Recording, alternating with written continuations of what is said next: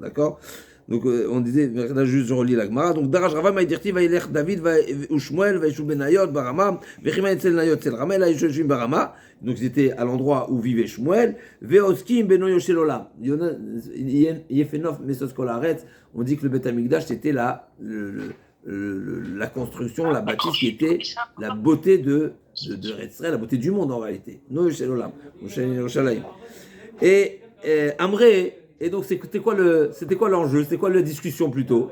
Ils étaient au sec. C'est quoi le point de discussion? Au sec, c'est en discussion. Alors, la hasok, c'est être occupé, préoccupé. Oui. Et sec, c'est une affaire. D'accord? La hasok, on dit là, un sec, hein. C'est une affaire. Affairé. Voilà.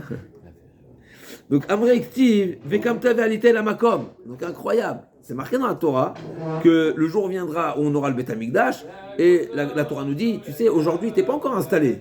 Donc, tu peux offrir des sacrifices où tu veux, mais parce que l'endroit n'est pas fixe. Mais le jour où l'endroit sera fixe, à plusieurs, si je ne me trompe pas, dans plusieurs psukim de la Torah, c'est marqué qui palé mechala mishpat, davar mishpat, vekamta ve'alita. Donc, c'est marqué, tu monteras. Quand tu auras une incertitude, quand tu auras un sujet que tu ne sais pas résoudre, eh ben tu monteras au Beth Amikdash pour questionner le grand tribunal qui siégeait au Beth Amikdash. Donc c'est marqué, Vekamta Veita, tu monteras. Donc si tu monteras, ça veut dire que ça doit être là-haut.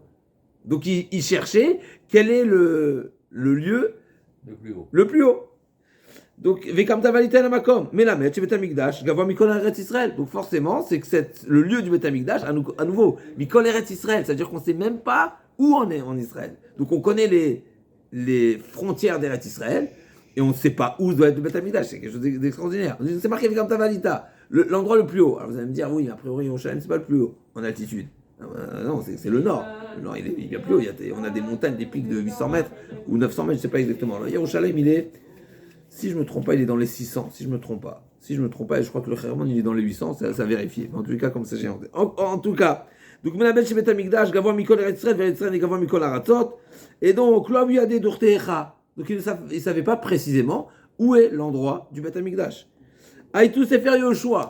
Ils ont consulté Sefer Yoshua.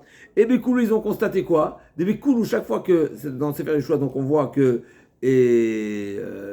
préciser les limitations, des limitations de chacune des tribus. Et ils ont fait un constat que quoi? Que dans chacune des tribus, c'est marqué Veyarad Agevul. Même dans la Torah, c'est marqué Veyarad Agevul. C'est une manière de dire que le périmètre se trouve jusqu'à on va dire le périmètre inférieur, ce qu'on vient de dire comme ça, n'est-ce pas? Donc c'est l'extrémité, on l'appelle ça Veyarad. C'est le bas. Donc si tu me dis le bas, ça veut dire qu'il y a une notion de, même si c'est pas forcément au sens propre, mais c'est un terme qui est Veyarad Agevul, comme si je dis, c'est le bas de la limitation. C'est vrai que quand on parle de bas, il faut pas forcément parler du haut. Mais ce qu'on retrouvera, c'est que dans la parcelle de Binyamin, c'est pas marqué Veyarad. Donc c'est comme ça qu'ils sont arrivés à la conclusion que Binyamin, parce qu'à nouveau, si on parle d'altitude, c'est pas le plus haut, Yerushalayim, pas forcément le plus haut. Il y a des endroits qui sont plus hauts. Mais dans l'appellation, on voit que là-bas, dans les Sefer Yoshua, c'est pas marqué ce terme Vetar Agevul. Et donc, Shevet Binyamin, c'est marqué Ve'ala Aktiv, Ve'yarad Loktiv. Donc à chaque fois c'est marqué, donc dans les limitations encore une fois des différentes tribus, c'est marqué Ve'yarad et Ve'ala. Et donc il y a on va dire la délimitation a priori supérieure et inférieure. Et non, quand on parle de la délimitation de Binyamin, c'est pas marqué Ve'yarad. Et donc on a compris que Binyamin c'est la partie supérieure. C'est pas marqué que c'est en bas, donc c'est en haut. C'est considéré en haut. Ça veut dire on va dire tout son périmètre, il est appelé là-haut. Donc Vilou Shevet Binyamin, qui est depuis Yam HaMelach jusqu'à Kiryat Yearim. Alors je ne sais pas si c'est le Kiryat Yearim qu'on a aujourd'hui. Le Kiryat Yearim aujourd'hui c'est le Telstone qui est juste à côté d'Yerushalayim, juste à côté, relativement. Ouais, aujourd'hui, ok. Et Yam HaMelach, de Yam HaMelach jusqu'à Kiryat Yearim. Ça c'est le Shevet Binyamin. D'accord. Et c'est marqué Ve'ala. C'est marqué Alav et Ve'yarad Loktiv. Amre Shma Mina Donc ils sont arrivés à la conclusion que forcément c'est c'est dans la parcelle de Binyamin que doit être construit le Beth Amikdash. Maintenant où il manque encore, le Beth Amikdash ne fait pas toute cette surface là. Savon les Mivneye Ben Etam des Midley. Ils pensaient qu'il fallait que le lieu donc à choisir c'était un Etam, donc cet endroit qui était le plus haut chez Nachalat Binyamin.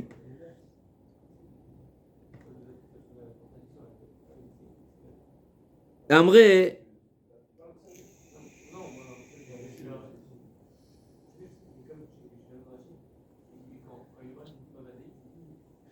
David Amelech et Shmuel Hanavi sont arrivés à cette conclusion que non, il fallait pas le construire là-bas en étam, il fallait descendre, il fallait rétrograder un petit peu. Pourquoi dire-t-il ou ben ketefav shachen.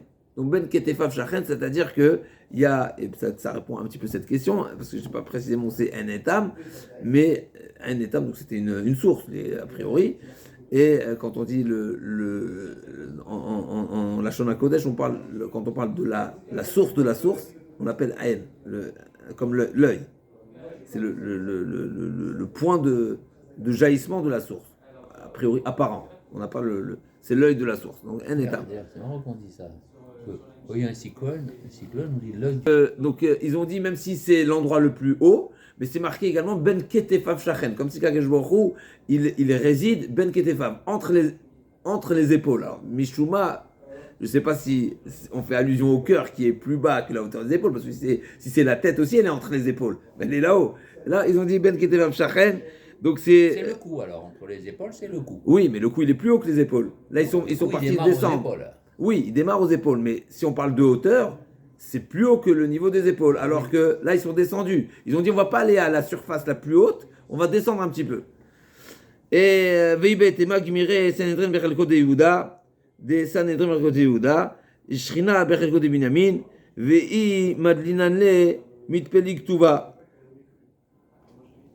Mutav Denitate Bepurta, qui dit ou ben Ketevav Shachen. D'après une explication, c'est qu'ils savaient également que le tribunal, on revient toujours à cette Kimitzion Tetze Torah, donc on sait que le tribunal également il siège au Beth Amikdash, et on sait que le tribunal était où?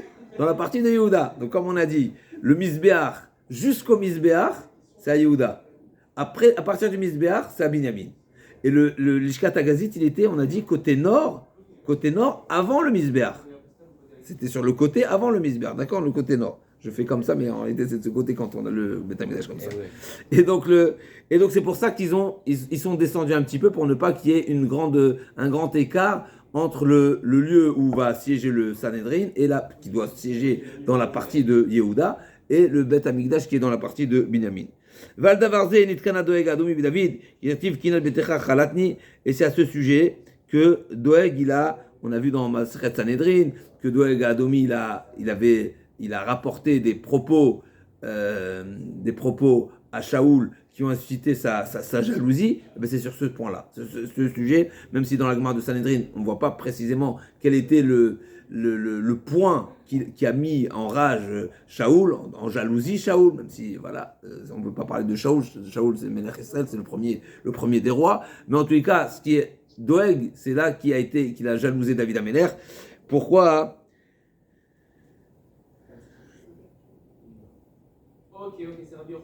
Parce que justement, il a réussi dans la Gemara de Sanhedrin, c'est marqué que David Amelech, il avait cette qualité d'arriver jusqu'au bout et que la halakha soit retenue comme sa position. C'est-à-dire que quand on discute un sujet, mais ça va dans tous les sens. On a tous des petites... c'est très subtil. Chacun il a sa vision des choses. Et même si on se rapproche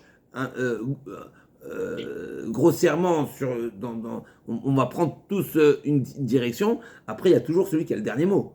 Et bien, c'est David Amelech qui avait le dernier mot. Et la Gemara dans Sanhedrin de nous... C'était le roi? Non, parce qu'il était Mechaven Emet, c'est-à-dire qu'ensuite, on acceptait. Quand on dit Mechaven Emet, c'est-à-dire que tout le monde acceptait que c'était ça qui était le plus juste, le plus exact, le plus précis, le plus pertinent. Razak, donc, ça dépend des différents sujets. Razak, bon. Et la Doeg Adomi, la Gemara dit là-bas, dans Sanhedrin, on ne parle pas de pour quel sujet. Et probablement, c'est tous les sujets à la rik. C'est-à-dire, chaque fois que David Amelech, il faisait partie d'une assise, d'une discussion, et ben c'est lui qui qui était Mechaven Halacha. C'est lui qui visait qui touchait la cible et qu'on reconnaissait que la Halacha était comme lui. Mais là, l'Agma nous dit, plus précisément, c'est sur l'endroit du Beth Amikdash. C'est-à-dire qu'il a réussi à comprendre à partir des textes où est la position du Beth Amikdash. Et c'est ça ce qui a déterminer le lieu. Déterminer le lieu, et donc la jalousie de Doeg Adomi qui est parti rapporter à Shaoul. Ça veut dire qu'a priori, c'était un sujet où Shaoul Amener probablement également s'interrogeait où doit être construit le Beth Amikdash. On sait très bien qu'on arrive en Eretz Israël, il faut construire un Beth Amikdash. C'est un projet qui était prévu, qui s'imposait. Mais a priori, il faut l'invitation, il faut savoir où c'est. Donc si on ne sait pas, mais tu fais pas n'importe quoi. David Aménach, il a réussi à trouver l'endroit. Il a réussi à décoder le... C'est quoi cette histoire de jalousie? Qu'est-ce qui s'est passé? Mais Shaoul, il a jalousé David. Ensuite, il a poursuivi. Oui, maintenant, qui est-ce qui lui a amené les propos? C'est Doeg. Doeg Adomi qui a rapporté des propos à Shaoul. Il dit, tu sais quoi, David, t'as un concurrent ici. David, il est d'un niveau. Tu sais quoi en plus? Il a su décoder où c'est l'endroit du Beth Amikdash.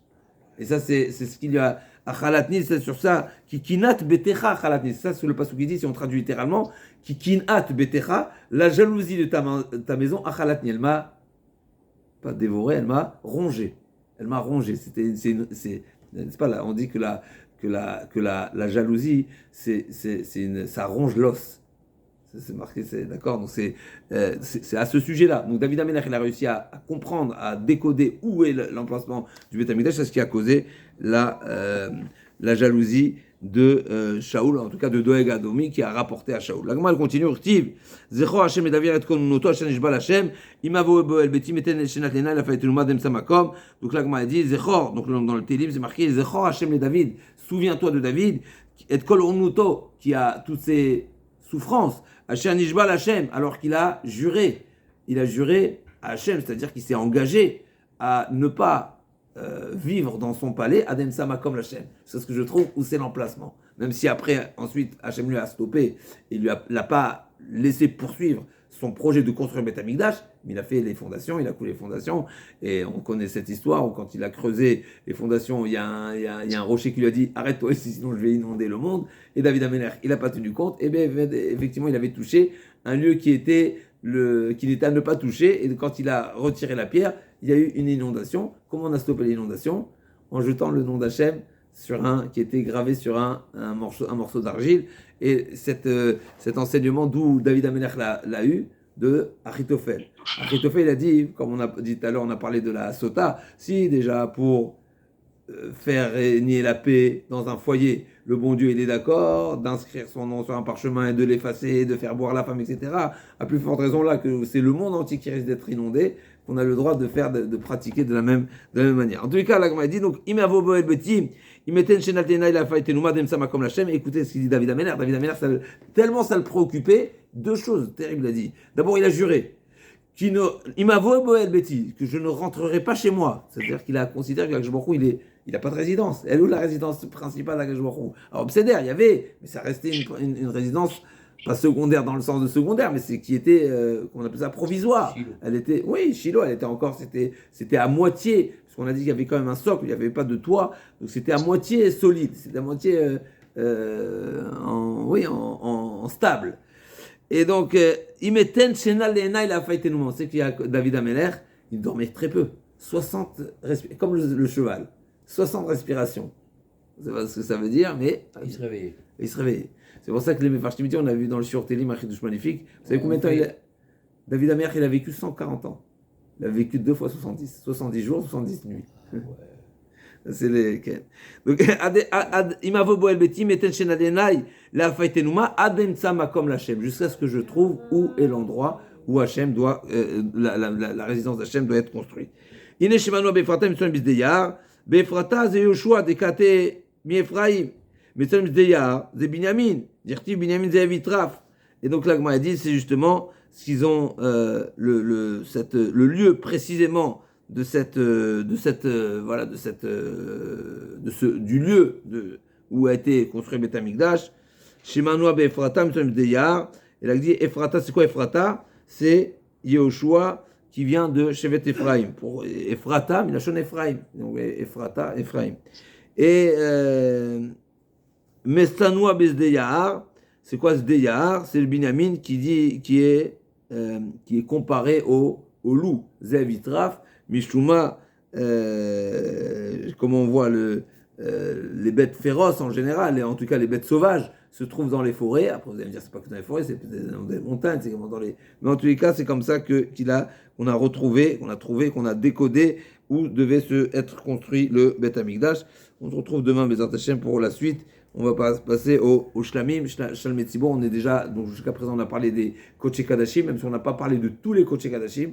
On a parlé essentiellement du Khatat et là de la Ola, en parlant d'un point de la Ola, donc la manière où il était l'aspersion, et Nitach Nitachab, donc il était dépecé. On n'est pas rentré dans tous les détails de comment se passait le découpage du Korban. On n'a pas tellement parlé du Hacham, et là, on va parler dans la suite, on parlait de Shalmei Tzibor. Shalmei Tzibor, donc c'est les Korban Shlamim qui étaient